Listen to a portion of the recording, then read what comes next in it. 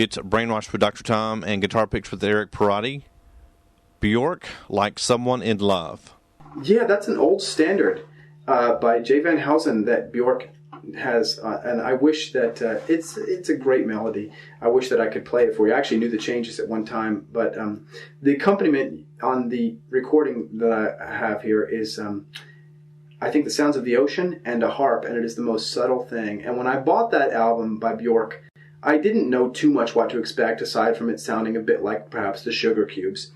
And it did, sort of. It was a little more club mix, you might say. Mm-hmm.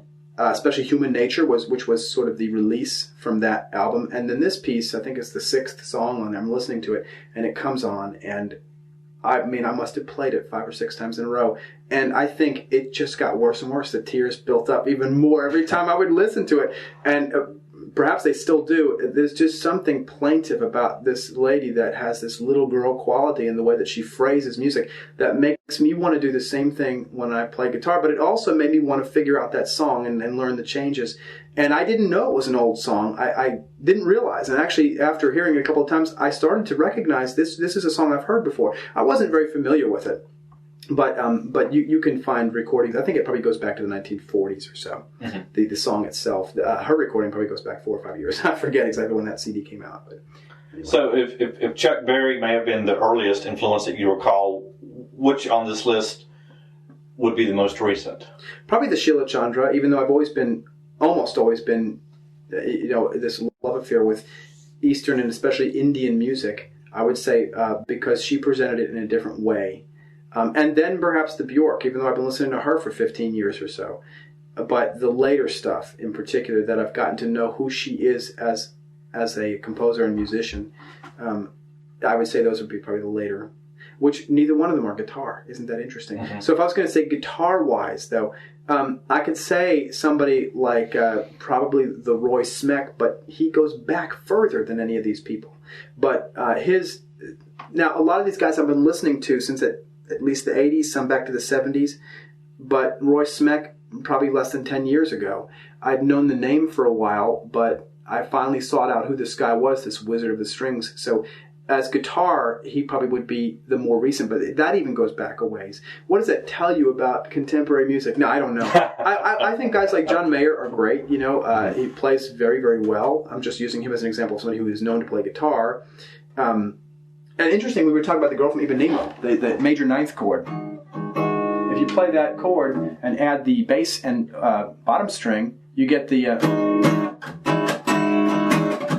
that's the John Mayer song. What was that one, Yeah. I don't feel influence from people like that, though. I just don't. I'm sure that I might, but I just don't. I don't feel there's enough uniqueness there that says anything to me.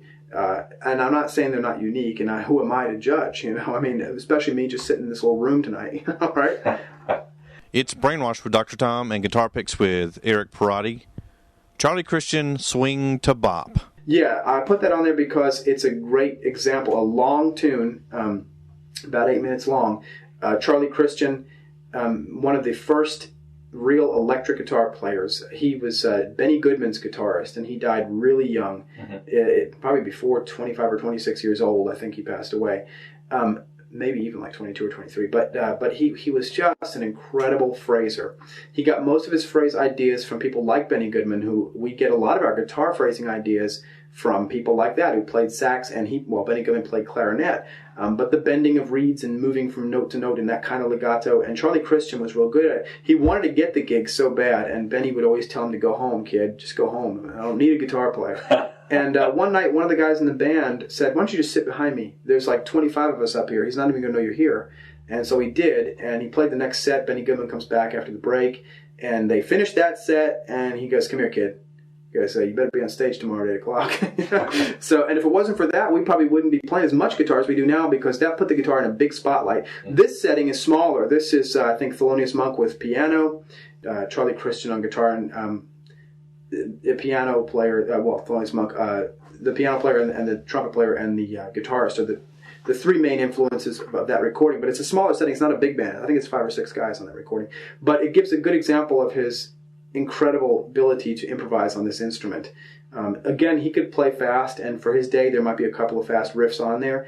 But it's more like the choice of notes and how they followed the changes to that song. I can't really play any of that because it's a pure improvisation. Mm-hmm. It's just a jazz improv. It's a faster, upbeat. This is the dawn of bebop. Mm-hmm. Bebop is almost like scatting. It's this